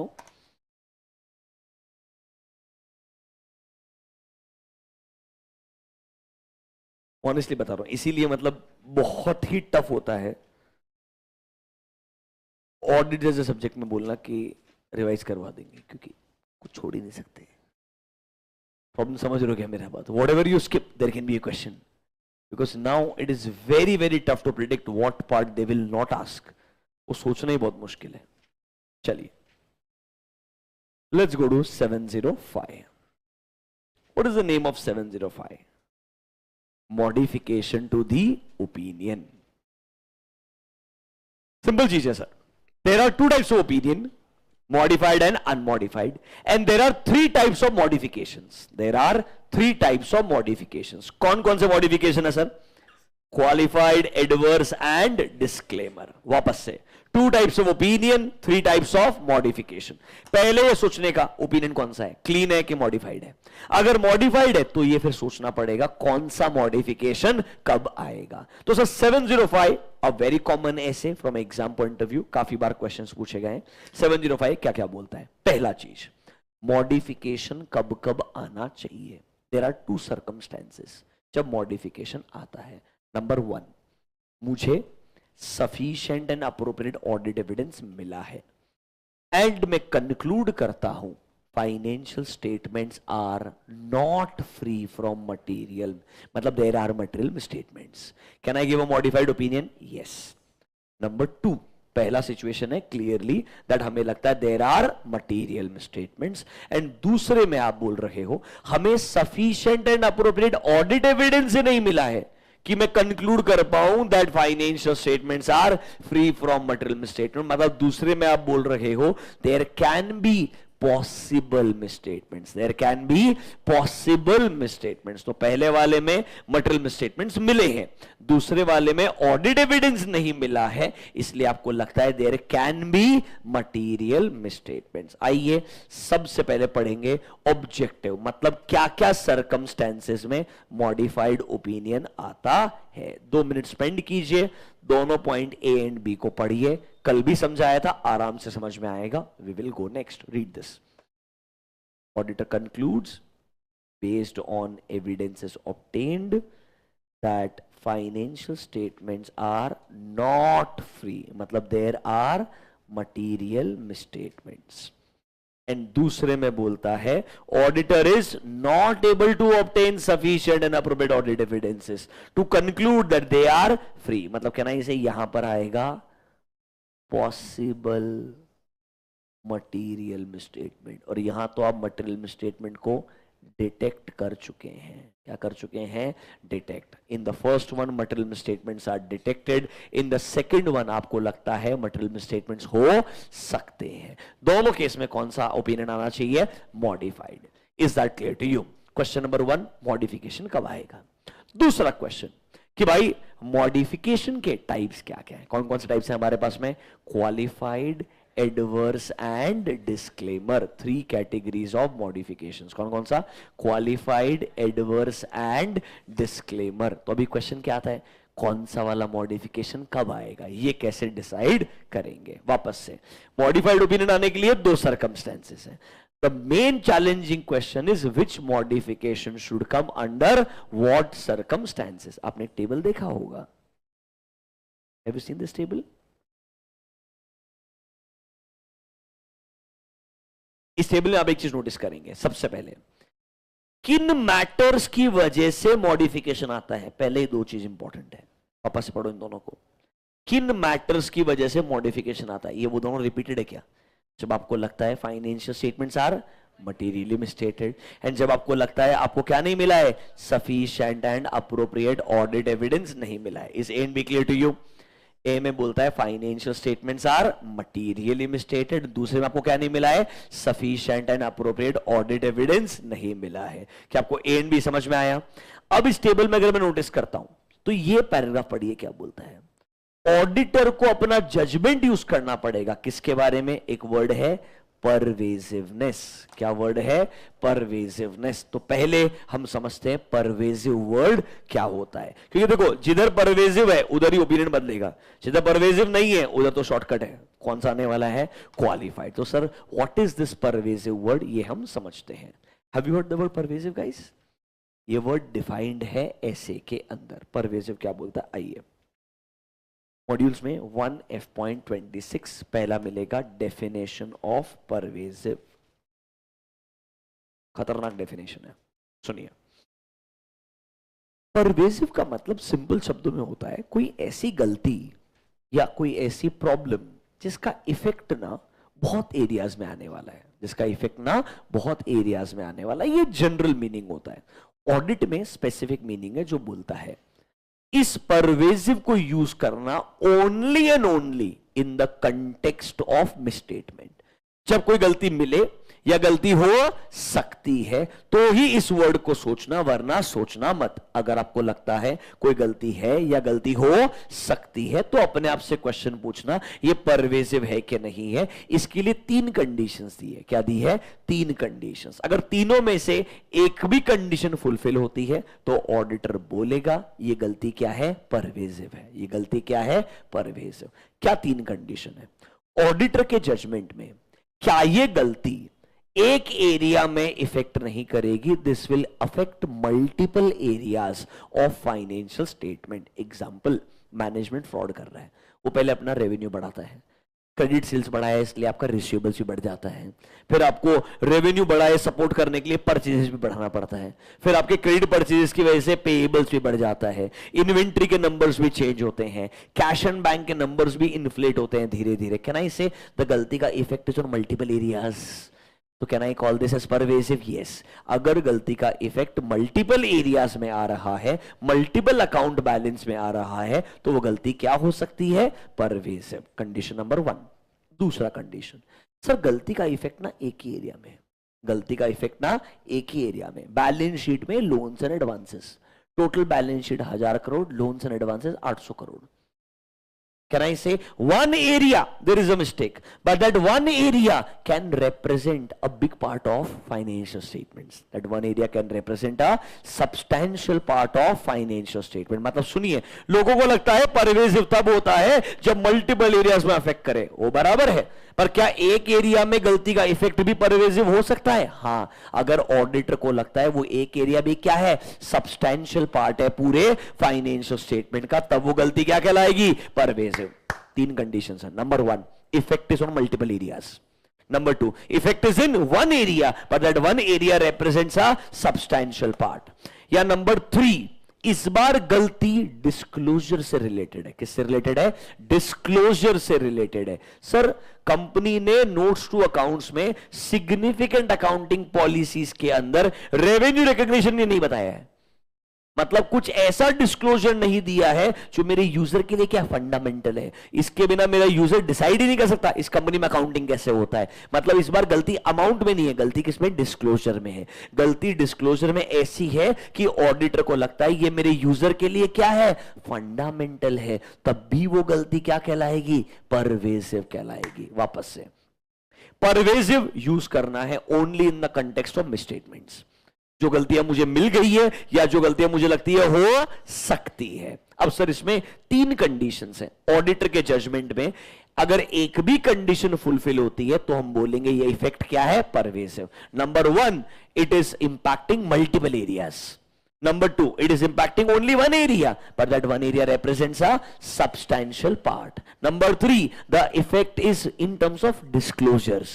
इस बार ऐसा disclosure नहीं दिया है which is fundamental to the users of finance, मतलब उनके fundamental understanding के लिए important है। ये notes to accounts में कोई ऐसा disclosure होगा जिसके बिना user numbers पे rely नहीं कर सकता है, तो हम बोलेंगे ये गलती का effect क्या होगा? परवेसिव होगा। Is that clear to you? पढ़िए डेफिनेशन, देखिए, this term is used in the context of misstatements to describe कि क्या इफेक्ट आएगा गलती का ऑन फाइनेंशियल स्टेटमेंट्स। या can you see word possible effect, क्योंकि या तो 2 होगा, गलती मिलेगी या गलती हो सकती है, दोनों के लिए क्या यूज करेंगे? परवेसिव। इंट्रोडक्शन दे रहा है परवेसिव यूज कब करना है। नंबर 2, परवेसिव इफेक्ट वो होते हैं जो ऑडिटर के जजमेंट में, नंबर 1, या तो जिनका effect is not confined to specific element और अकाउंट बैलेंस, मतलब they will impact multiple areas, मतलब they will impact multiple areas. Number 2, if so confined, मतलब only one area. If so confined, मतलब the effect is only in one area, but that one area represents or could represent a substantial portion of financial statement. या वो गलती किससे related है? Disclosure. पर वो क्या डिस्क्लोजर नहीं दिया है? which is fundamental for my users to understand the financial statement. Example, summary of significant accounting policies. Summary of significant accounting policies. तीनों में से एक भी कंडीशन फुलफिल होती है, गलती क्या कहलाएगी? परवेसिव कहलाएगी। दिमाग क्लियर हुआ क्या? हाँ या ना? परवेसिव डेफिनेशन समझ में आया क्या? अब टेबल सिंपल है, अगर गलती मिले जो मटीरियल है बट क्या नहीं है? परवेसिव नहीं है, हम देंगे क्वालिफाइड, हम देंगे qualified. Come to the table now. गलती मिले, मटीरियल है बट क्या नहीं है? परवेसिव नहीं है, क्या देंगे? क्वालिफाइड। पहले में गलती मिली है, you have detected misstatements, you have detected material misstatements which are material but not pervasive, you will give qualified. If they are material as well as pervasive, will you give adverse? Yes. Language कैसे बदलेगा बताऊंगा, don't worry. यहां पर पहले case में आएगा qualified, दूसरे case में आएगा एडवर्स। एग्जांपल सुनिए, नॉर्मली क्लीन ओपिनियन में क्या बोलते हैं? क्लीन ओपिनियन में बोलते हैं in our opinion to the best of our information and explanation given to us, financial statement gives a true and fair view. They give a true and fair view. Qualified में बोलते हैं same everything. They give a true and fair view except. They give true and fair view except. मतलब कुछ एक दो गलतियां छोड़ दो तो बाकी फाइनेंशियल स्टेटमेंट्स क्या देते हैं? ट्रू एंड फेयर व्यू देते हैं. क्लीन में बोलते हैं they give true and fair. Qualified में बोलते हैं they give true and fair except. कुछ एक दो गलतियां छोड़ के बाकी सब क्या है? ट्रू एंड फेयर है. एडवर्स में बोलते हैं they do not give true and fair view. Adverse में बोलते हैं दे डू नॉट, मतलब it has to be something significant, it has to be something very important. Are you understanding this? Clean, they give a true and fair view. Qualified, they give a true and fair view except certain matters. मतलब overall financial statement अभी भी क्या है? Reliable है, कुछ गलतियों को छोड़ दे तो.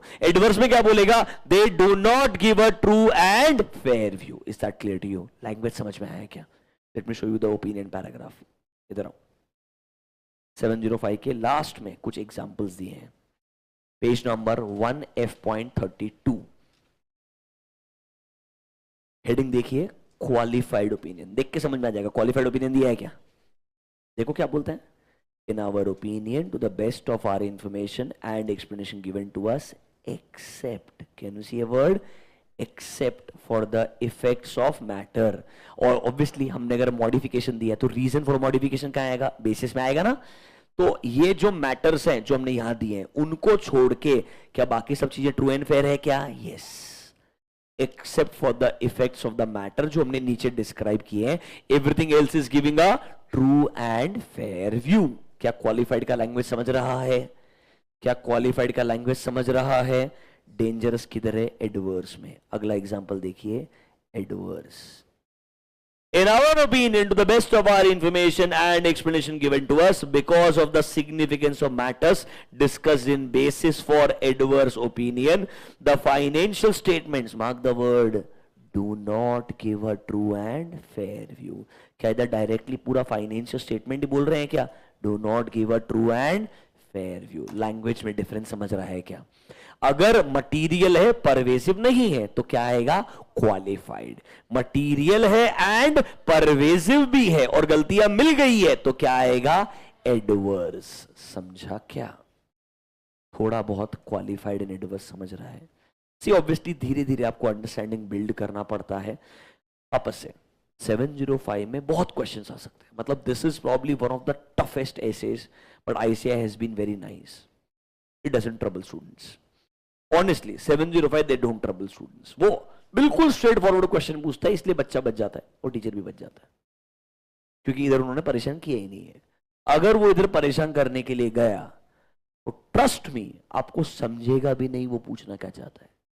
It is dangerous. सबसे खतरनाक है डिस्क्लेमर. सबसे खतरनाक है डिस्क्लेमर. बताएंगे वो भी, डोंट वरी. अभी के लिए मॉडिफिकेशन कब कब आता है वो दो सर्कमस्टेंसेस है. कौन कौन से? जब हमें लगता है फाइनेंशियल स्टेटमेंट्स आर मटीरियली मिस्टेड, गलतियां मिल गई है. दूसरे में मेरे को क्या नहीं मिला है? Sufficient and appropriate audit evidence ही नहीं मिला है कि मैं कंक्लूड करूं that they are free from. मतलब am I assuming there can be material misstatements? Yes.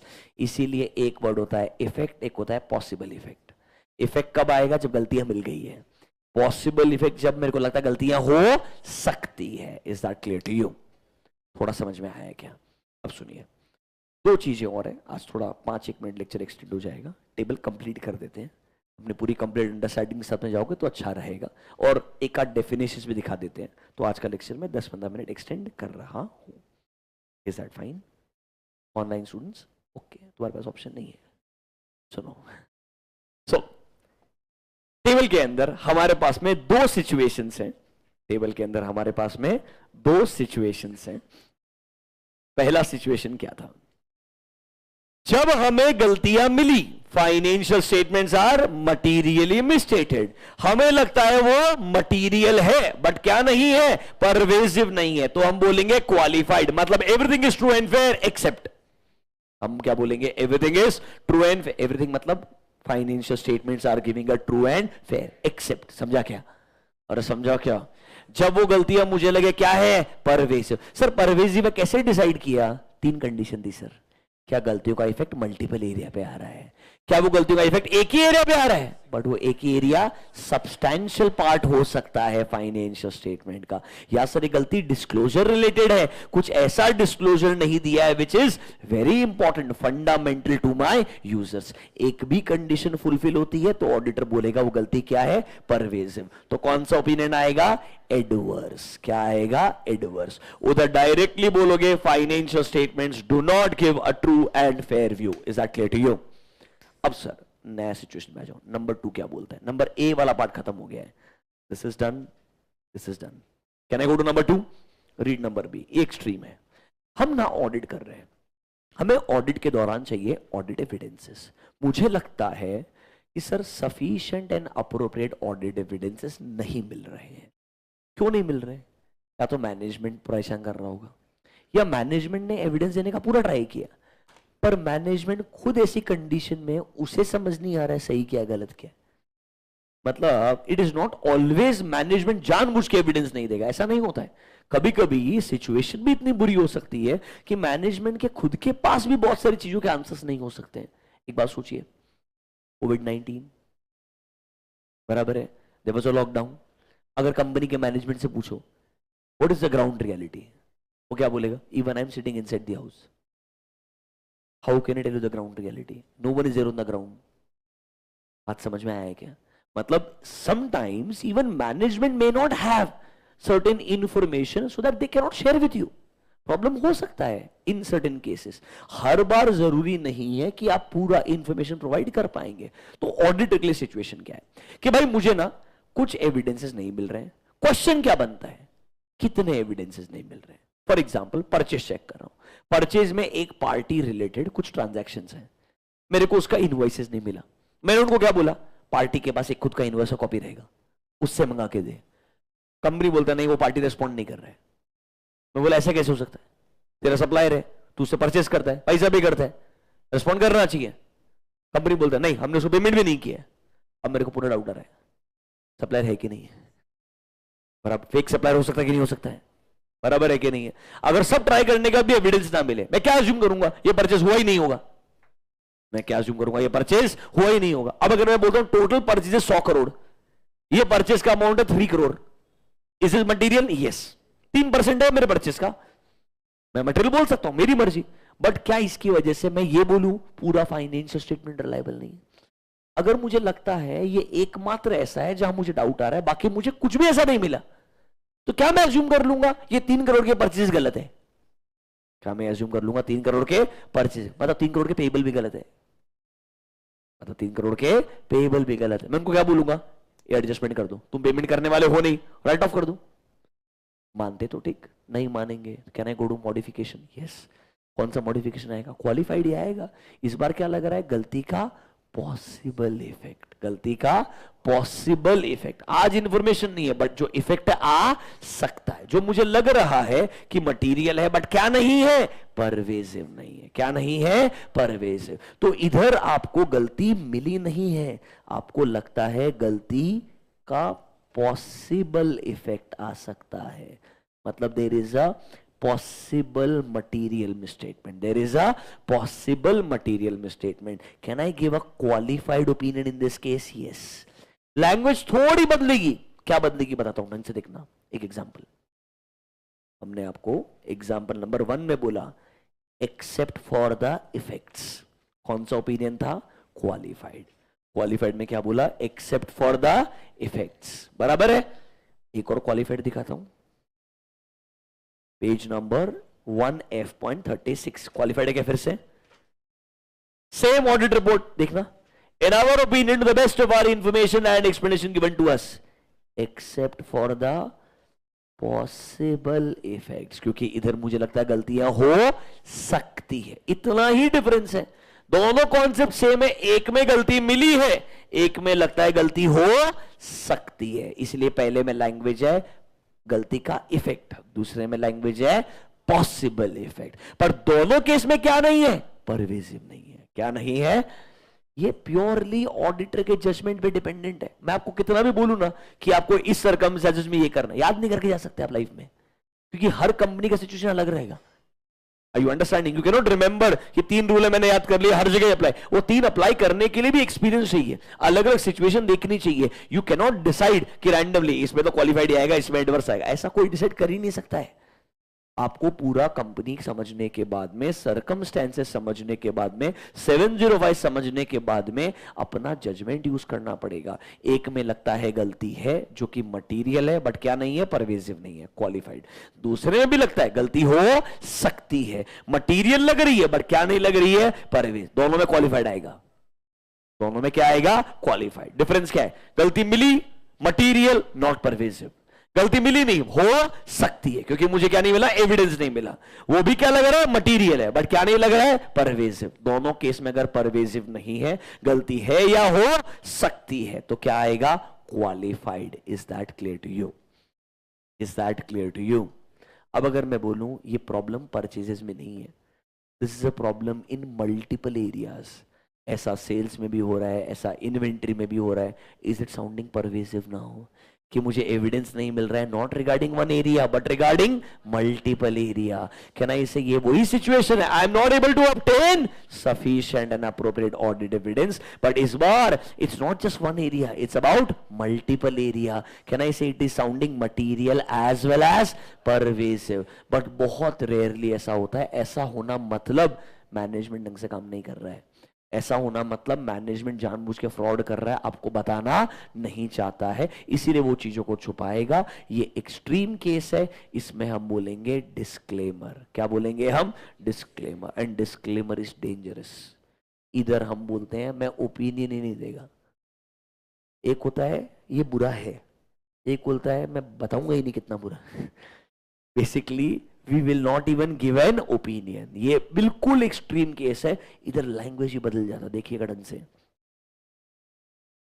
Disclaimer, we do not express an opinion. हमेशा क्या बोलते हैं, in our, we do not express an opinion. क्यों सर? बिकॉज हम क्या नहीं obtain कर पाए, sufficient and appropriate audit evidence. Rather एक चेंज और खतरनाक है, हम हमेशा बोलते हैं वी हैव ऑडिटेड, ऐसा बोलते हैं ना, वी हैव ऑडिटेड। इधर बोल रहा है वी वर एंगेज्ड टू, मतलब हमको अपॉइंट किया था, मतलब ऑडिट हुआ ही नहीं है। इसका मतलब है वी वर एंगेज्ड टू, मतलब हमारा एंगेजमेंट हुआ कि हम ऑडिट करेंगे, it was an engagement terms, पर हमने ऑडिट किया ही नहीं है और हम ओपिनियन दे ही नहीं रहे हैं। हम बोल रहे हैं we do not express an opinion and we were engaged to audit, we are not saying we have audited. समझा क्या? लैंग्वेज बदला कि नहीं बदला? This extreme case is called as disclaimer of opinion. थोड़ा सा बॉक्स समझ में आया क्या? थोड़ा सा बॉक्स समझ में आया है क्या? क्वेश्चंस क्या क्या आ सकते हैं सब बताएंगे, एटलीस्ट वो बॉक्स का बेसिक अंडरस्टैंडिंग आना चाहिए। Is that clear to you? वापस से just look at the box for 1 minute, don't worry, आज हम यही रुक जाएंगे, कल आपको इसके बारे में और डिटेल में बताया जाएगा। But look at the box for 2 minutes, शांति से सिर्फ बॉक्स को इवैल्यूएट कीजिएगा।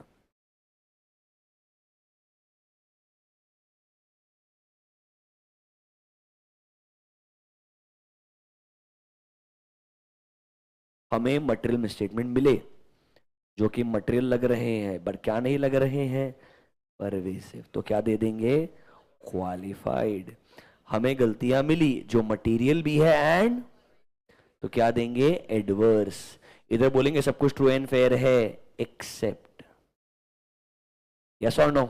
इधर बोलेंगे ट्रू एंड फेयर ही नहीं है, हाँ या ना। फिर सर हमें sufficient and appropriate audit evidence ही नहीं मिला और हमें लगता है गलतियां मटेरियल तो है बट परवेसिव नहीं है, बट इसमें गलतियां हो सकती है, तो वर्ड क्या आएगा, qualified opinion. And you will say because except for the possible effect everything else is true and fair. Disclaimer तो extreme है, यहां बोलेंगे we do not express an opinion and we have not audited, we were engaged to audit. क्या आपको बस एक box समझ में आया क्या? क्वेश्चन सारे बताऊंगा, इसमें मस्त क्वेश्चंस बन सकते हैं। एडवर्स का डेफिनेशन पूछ लेगा, डिफरेंस बिटवीन क्वालिफाइड एडवर्स पूछ लेगा। मतलब मैं तो हमेशा चाहता था कि बच्चे को बोले ड्राफ्ट ही करके आ paragraph, draft adverse, draft qualified, ऐसे इंटर में नहीं पूछते थे, बट तुम्हें एक इंटरेस्टिंग चीज दिखाता हूं जिससे मैं बहुत खुश हूं।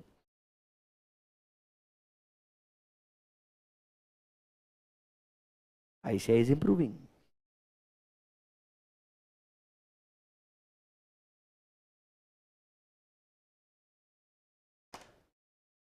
समझा क्या?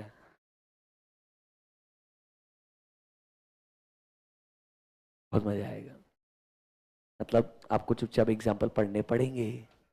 और सही है यार, मैं आपको एक आज छोटा सा बात शेयर करता हूँ, बिल्कुल छोटा सा, जेन्युइनली, और क्यों मुझे ठीक लगा, गलत मत समझिएगा, एंड मैं आपके इंटरेस्ट के अगेंस्ट नहीं हूँ। I know that majority of you are going to write for the second time और व्हाटएवर, तो आप चाहेंगे कि बस मैं पास हो जाऊं, बराबर है। आज एक सीए फाइनल का बच्चा है मिलने के लिए, आपका GM CSN एडवांस ITT होता है, वो ट्रेनिंग लेने के लिए एक प्रैक्टिसिंग चार्टर्ड, पूना का आज का एग्जाम्पल बोल रहा हूँ, ठीक है, एक प्रैक्टिसिंग चार्टर्ड अकाउंटेंट ट्रेनिंग लेने के लिए आया, बहुत अच्छा डिस्कशन हुआ। उसके बाद में उन्होंने बोला एक चीज, दैट आप ऑडिट के अलावा बाकी ज्यादा जो चीजें हैं उसके लिए चार्टर्ड अकाउंटेंट को प्रेफरेंस नहीं मिलता है। तो इसने क्वेश्चन पूछा that there is something called as standards on assurance engagements. ये आप पढ़ रहे हो आप SS, there is something called as SAEs, standards on assurance engagements. हम वो भी तो कर सकते हैं। उस पर्सन ने आंसर दिया वो चार्टर्ड अकाउंटेंट नहीं कर सकता है, वो तुम्हारे लिए बना है।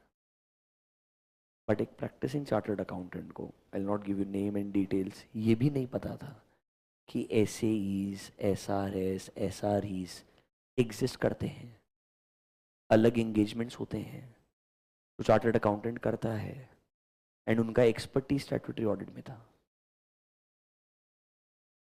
It's okay, I will tell you why. I am not blaming the person, I am blaming the process, because while passing you were only thinking about passing. It is important, I am not disagreeing, but एक बात सोचो ना, अगर मेरे को pervasive word ही नहीं पता, मैंने सब पास कर लिया, जस्ट इमेजिन मेरे रिपोर्ट में जो डिसीजन मेकिंग है ना वो एक वर्ड पे है, वही मेरे को नहीं पता,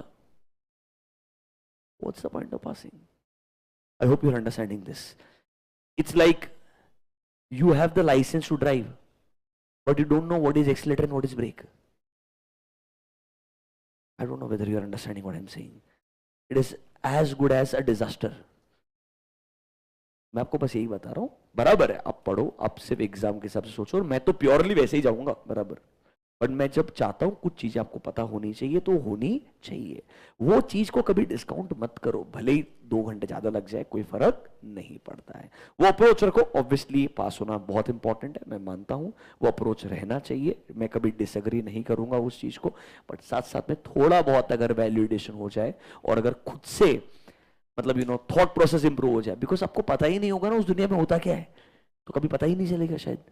और आपको लगता है कि आज अगर आप इस सब्जेक्ट को पास होने के डर की वजह से पढ़ रहे हो, जिस दिन पास हो गए उसके बाद तुम कभी ऐसे ओपन करोगे लाइफ में, मतलब प्रोबेबली आपको लगेगा ठीक है तो मैं कर ही लूंगा is the risk. I hope you understand this, and then there is a report by Hindenburg eventually. It's okay, nothing I am saying, मतलब फिर लोग आपके ऊपर क्वेश्चंस रेज करते हैं, जाने दीजिए। आई होप हमारा डिस्कशन आज का अच्छा था, आपको 705 का एक अच्छा अंडरस्टैंडिंग दिया, थोड़ी चीजें पेंडिंग है 705 की, एंड ऑब्वियसली हम 705 के क्वेश्चंस को भी डिस्कस करेंगे। अभी गुड? ऑब्वियसली कल संडे है, this Sunday there is no lecture, generally Sundays को लेक्चर नहीं होगा, वीकडेज को ही होगा, बिकॉज आने वाले कुछ 2 संडे मेरे को रेगुलर बैचेस को कंप्लीट करना है। अभी गुड? Thank you. और मंडे विजय सर लेक्चर ले रहे कि नहीं ले रहे, क्या बोला है उन्होंने? Has he informed? There will be lecture, right? हाँ, तो mostly we will also continue, no problem at all. Thank you, yes, bye bye, have a good day.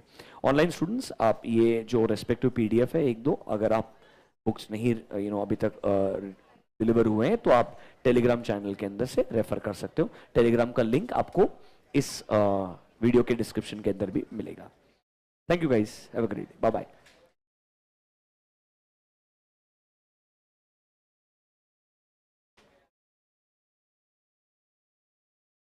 Yes बेटा, आपको Q&A मॉड्यूल भी भेजा जाएगा, but Q&A module will go for printing on Monday, तो अभी आपको मॉड्यूल 1 and 2 कुरियर होगा, Q&A module will come after 2 weeks approximately. Yes, Q&A module आएगा, but that will come after 1 to 2 weeks। It is going to go for printing on Tuesday।